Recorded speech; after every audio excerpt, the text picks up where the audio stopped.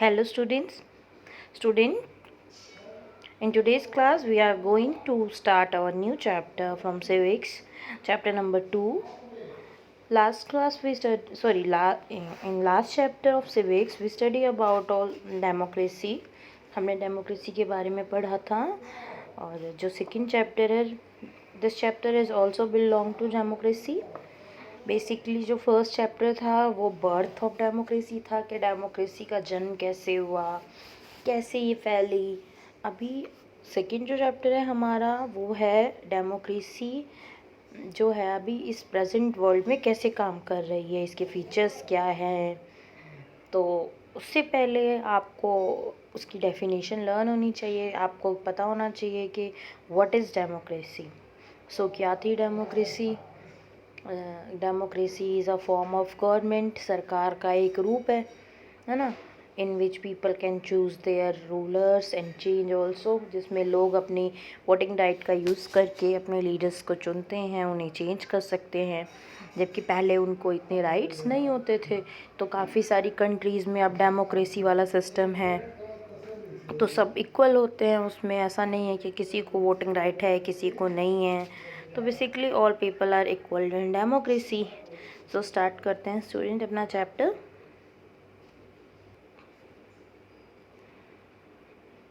So student here is our chapter.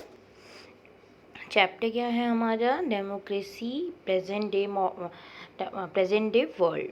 मतलब आज के टाइम पे डेमोक्रेसी जो है वो कैसे काम कर रही है प्रेजेंट डे में. सो स्टूडेंट इंट्रोडक्शन में आपको इसका जो मीनिंग है वो ऑलरेडी आप लोग सभी जानते हो.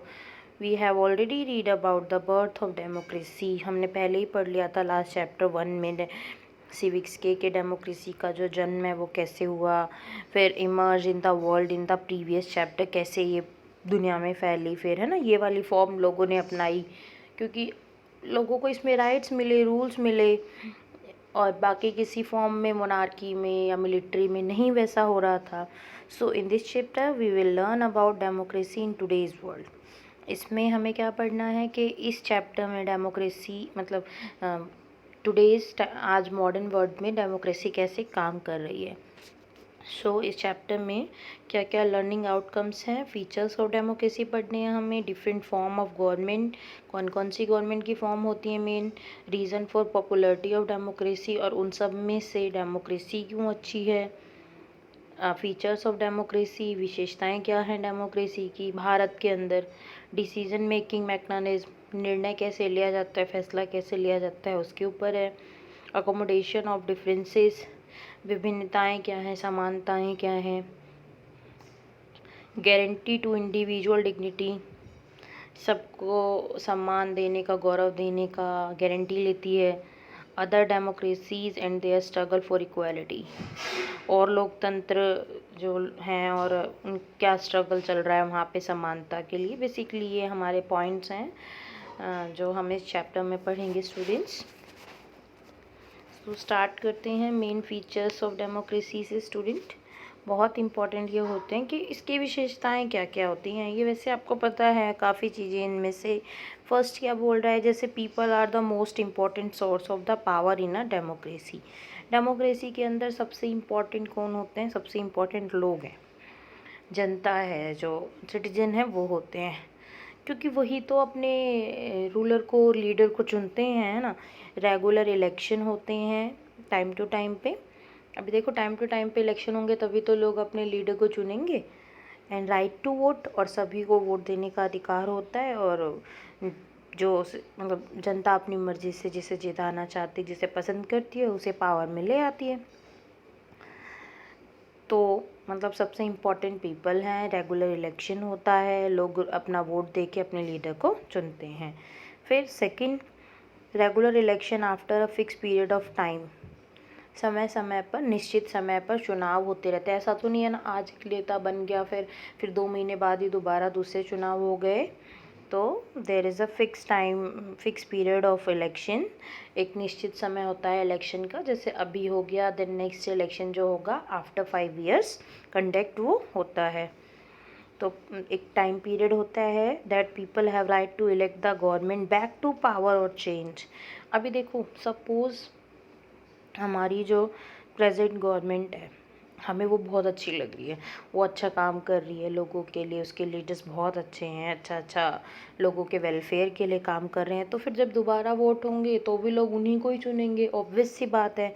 और अगर वो लोगों की एक्सपेक्टेशंस पे खड़े नहीं होते देन पीपल क्या करेंगे, उनको have also right to change them, है ना। उनके हमारे पास ये भी अधिकार है कि हम नेक्स्ट इलेक्शन में उन्हें वोट क्यों देंगे, फिर किसी और दूसरे को देंगे, उसे चेंज कर सकते हैं। तो जनता जिससे डिससेटिस्फाई होती है, मतलब जिससे खुश नहीं होती, उसको वो चेंज कर देती है।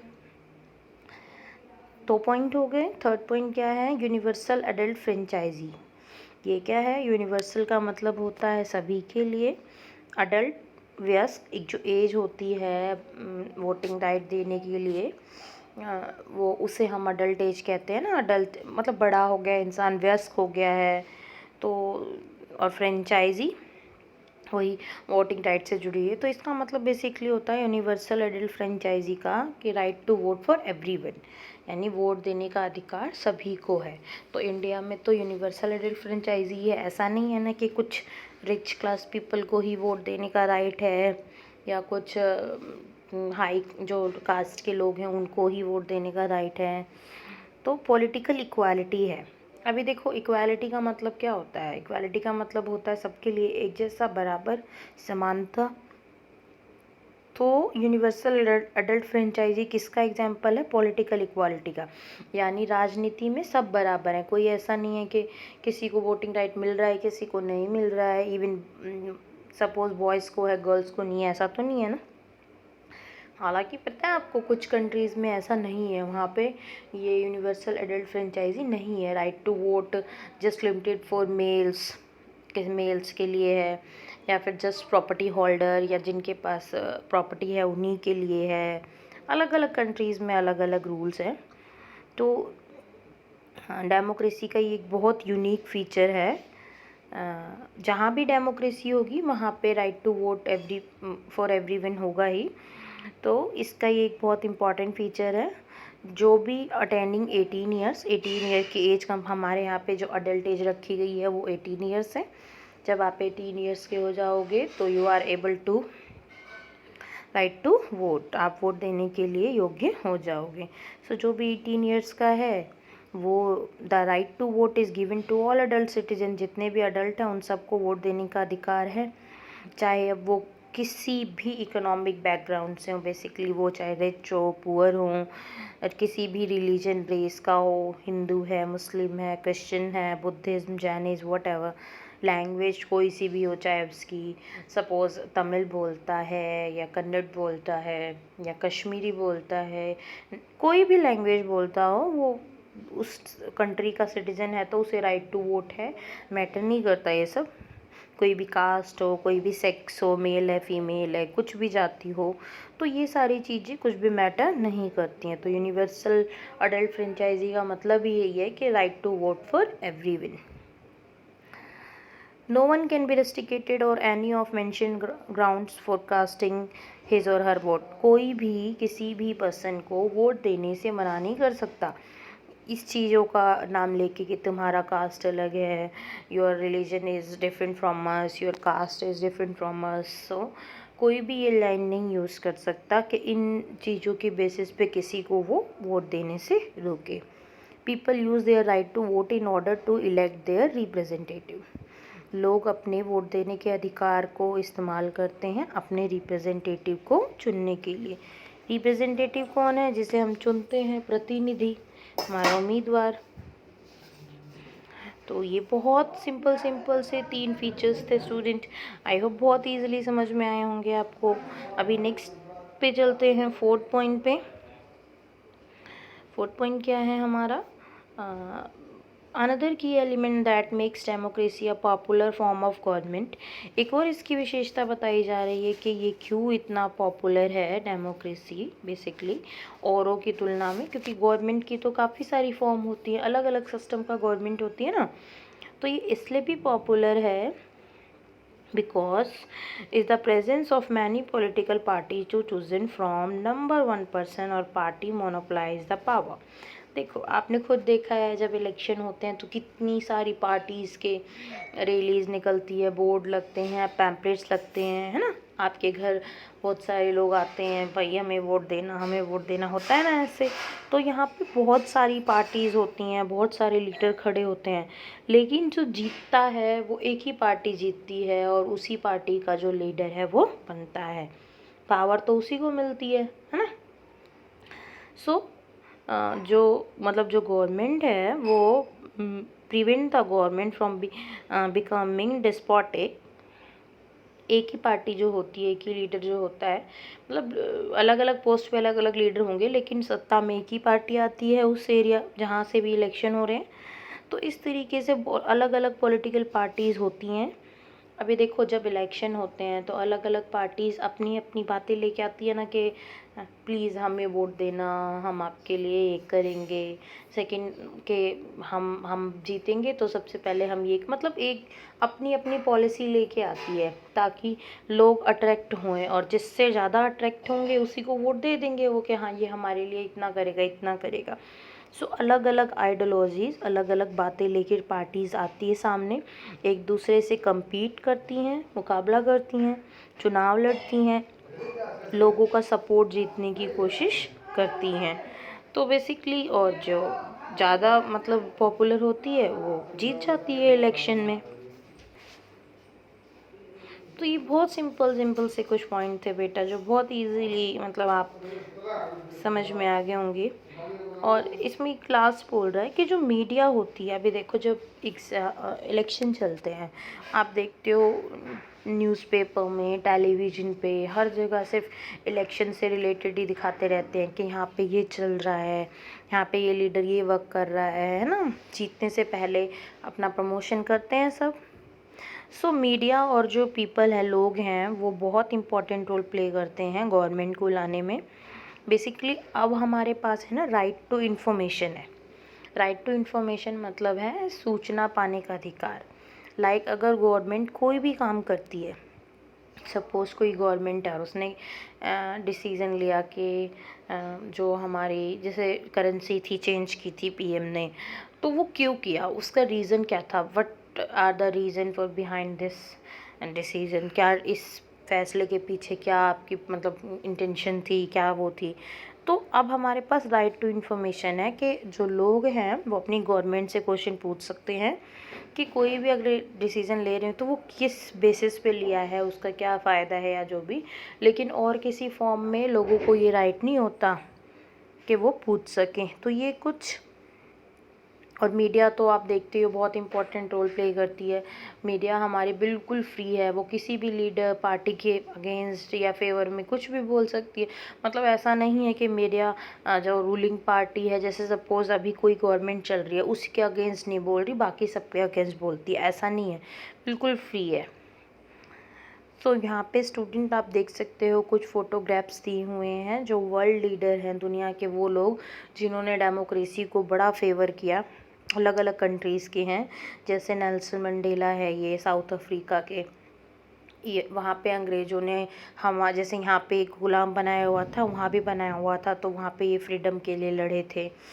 ठीक है, इब्राहिम लिंकन है, ये महात्मा गांधी है, अलग अपनी अपनी कंट्रीज़ में, हमारे कंट्री के हैं जैसे, इन्होंने भी कि अगर भारत आज़ाद होगा तो यहाँ पे डेमोक्रेसी स्टार्ट होगी, फिर सबके लिए एक जैसा रूल होगा, जब हम भी अंग्रेज़ों के ग़ुलाम थे।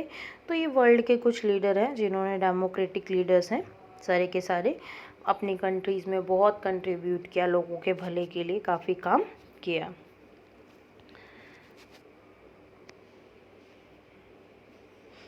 फिर हमारा क्या आता है, आगे पढ़ते हैं, हम फीचर्स पढ़ रहे थे।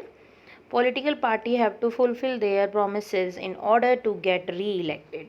अभी देखो जो भी पार्टी है या जो भी इलेक्शन जीतती है, अभी वो पावर में है, पावर तो उसे ही मिलेगी, लोगों के लिए काम वही करेगा, सरकार वही कहलाएगी। सो उसको ना गवर्नमेंट, जनता के लिए काम करना पड़ेगा अच्छे से। अगर वो लोगों की उम्मीदों पर खरा नहीं उतरेगी तो नेक्स्ट इलेक्शन में जो लोग हैं वो उसको क्या करेंगे, चेंज कर देंगे। तो मतलब लोगों की उम्मीदों पर खरा उतरना पड़ेगा, फुलफिल देयर प्रोमिसेस, अपने जो वादे किए उन्होंने उसे पूरा करना पड़ेगा, ठीक है। People can not be force to cast their vote in favour of a particular candidate और अ पॉलिटिकल पार्टी।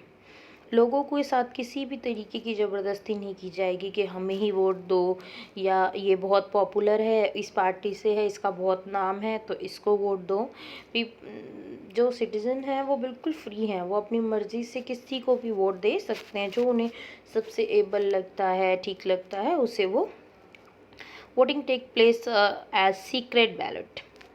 जो वोटिंग है वो बिल्कुल सीक्रेट तरीके से, आपने अभी वोट नहीं दिया है, आप छोटे हो, बट आपके पेरेंट्स वोट देते होंगे। तो बेसिकली बेटा जब हम वोट करने जाते हैं तो वो बिल्कुल सीक्रेट तरीके से होती है, एक ही पर्सन जाता है। और सेकंड वहाँ पे जो मतलब बाहर का या कोई भी, किसी को भी नहीं पता चल सकता कि आप किसको वोट दे के आए हैं। वहाँ पे बहुत सारे ऑप्शन होते हैं और सिंबल होते हैं, तो हमें जिस भी पार्टी को वोट देना होता है उसके सिंबल को हम, लाइक जैसे सपोज़ मुझे जो है लोटस को वोट देना है, बीजेपी की पार्टी है वो, बीजेपी का सिंबल है, तो मैंने जस्ट गई वोटिंग बूथ के अंदर और मैंने लोटस पे क्लिक कर दिया तो मेरा वोट चला गया। बाकी किसी को, और सब सीक्रेट से होता है। सीक्रेट बैलेट का ही मतलब क्या होता है कि जो वोट है बिल्कुल सीक्रेट तरीके से होगा, कोई और उसको नहीं जान पाएगा, ठीक है। तो 1 वोट्स फॉर अ कैंडिडेट इस, मतलब एक का वोट जो है बिल्कुल सिक्योर रहेगा, सीक्रेट रहेगा, किसी को नहीं पता चलेगा। पहले क्या होता था, अब मतलब वोटिंग जो होती थी वो, हम जैसे आप अभी आपस में गेम खेलते हो तो स्लिप बना लेते हो। सपोज़ आपको क्लास में मैं एक टास्क दूं कि जो बेस्ट स्टूडेंट है उसका फेवर करो, आप उसके नेम को एक चिट में लिखो और मुझे दे दो, तो जिसका नाम ज़्यादा लिख लेगा वो जीत जाएगा। तो पहले वोटिंग ऐसे होती थी। लोग जो होते थे चिट पे जो भी पार्टी या लीडर होता था उसका सिंबल या फिर नेम का स्टैम्प होता था, वो जिसको भी वो चाहते हैं उसका स्टैम्प वो उस पेपर पे मार देते थे और उसको बॉक्स के अंदर डाल देते थे फोल्ड करके। बट अब ऐसा नहीं होता। अब हमारे पास ईवीएम सिस्टम आ गया है। ईवीएम क्या है? Electronic voting machine. उसमें ना बहुत ज़्यादा पेपर वेस्ट होता था, ट्रीज़ को कट किया जाता था। तो अब ईवीएम सिस्टम है, मशीन होती है सामने, एक तरफ लीडर्स होते हैं, उनके भी नेम होते हैं और दूसरी तरफ उनके सिंबल होते हैं। तो हमें जिस भी सिंबल को, मतलब जिस भी लीडर को जिताना है उसके सिंबल को जस्ट हमें जाके प्रेस कर देना होता है और वोट उसके अकाउंट में चला जाता है। बहुत सिंपल है। So every citizen above the age of 25 years, जो भी 25 साल से ऊपर का होता है, देखो वोट देने का राइट कितने का है, जब आप 18 ईयर के हो जाओगे तो आप वोट दे सकते हो।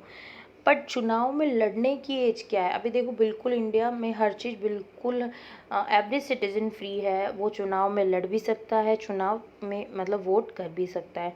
तो अगर वो इलेक्शन में लड़ना चाहता है तो उसके लिए ही और शी, कोई भी मेल या फीमेल, उसकी एज मिनिमम कम से कम 25 होनी चाहिए या इससे अबव। लाइक कोई 18 का है, 19 का है, बट वो अभी चुनाव में किसी भी पोस्ट के लिए लड़ नहीं सकता क्योंकि अभी वो उस एबल नहीं है। तो rights of the citizen are protected by the state and all duties. जो लोगों को अधिकार दिए जाएंगे, जो राज्य है, सरकार है, वो लोगों को अधिकार देगी, ड्यूटीज़ देगी, रिस्पॉन्सिबिलिटीज़ उनकी लेगी, उनके लिए काम करेगी। और किसके अकॉर्डिंग होगा ये सारा? कॉन्स्टिट्यूशन के अकॉर्डिंग। जैसे देखो गवर्नमेंट अब हमें कुछ राइट्स देती है तो साथ में हमें कुछ ड्यूटीज़ भी तो देती है। हम इंडिया के सिटीज़न हैं तो हमें इंडिया की चीज़ों की रिस्पेक्ट करनी चाहिए, उसको डिसरिस्पेक्ट नहीं करना चाहिए। मतलब जैसे अगर कुछ राइट्स मिल रहे हैं तो प्लस ड्यूटीज़ भी मिलती हैं। तो ये सारे काम जो है गवर्नमेंट करती है। और किसके अकॉर्डिंग करती है? कॉन्स्टिट्यूशन के अकॉर्डिंग करती है। जैसा रूल रेगुलेशन उसमें होता है उसके अकॉर्डिंग करती है।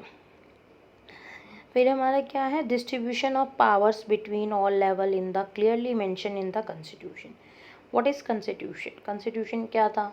कॉन्स्टिट्यूशन एक तरीके की बुक है ऐसी जिसमें रूल्स एंड रेगुलेशन जो होते हैं वो मेंशन होते हैं। देन कोई भी कंट्री जो है कैसे वर्क करेगी, क्या रूल रेगुलेशन फॉलो करेगी। तो हमारा भी कॉन्स्टिट्यूशन है, तो जो भी मतलब किसके पास क्या पावर रहेगी। अभी देखो ऐसा नहीं है कि एक ही के पास पावर रहती है हमारी डेमोक्रेसी सिस्टम में। अगर एक के पास होगी तो वो तो पावर का मिसयूज़ करेगा। तो पावर जो है सबके बीच बांटी जाती है अलग अलग लेवल पे। हम आगे पढ़ेंगे। तो कॉन्स्टिट्यूशन में जैसा लिखा है उसी के अकॉर्डिंग फॉलो किया जाता है। ऐसा नहीं है कि कोई भी पावर का मिसयूज़ कर पाए। So check on the power of the centre so that it does not have excessive power. वही है कि कोई क्लियर सा एफर्ट है कि कोई भी अपनी पावर को मिसयूज़ नहीं कर सकता है। सबकी पावर लिमिटेड, मतलब अलग अलग पोस्ट के अकॉर्डिंग पावर अलग अलग दी गई है, अलग अलग लेवल के अकॉर्डिंग पावर अलग अलग दी गई है। तो ये कुछ हमारे डेमोक्रेसी के फीचर्स थे बेटा।